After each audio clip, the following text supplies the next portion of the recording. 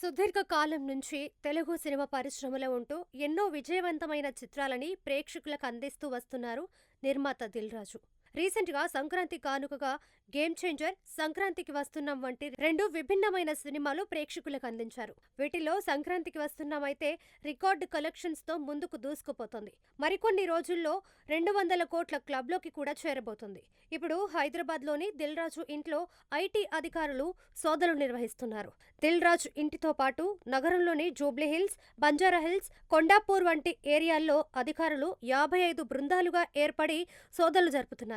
దిల్ రాజు కుటుంబ సభ్యులు ఇళ్లు, ఆఫీసులతో పాటు దిల్ రాజు సోదరుడు శిరీష్, కూతురు హన్సితారెడ్డి నివాసాలలో కూడా సోదాలు నిర్వహిస్తున్నారు.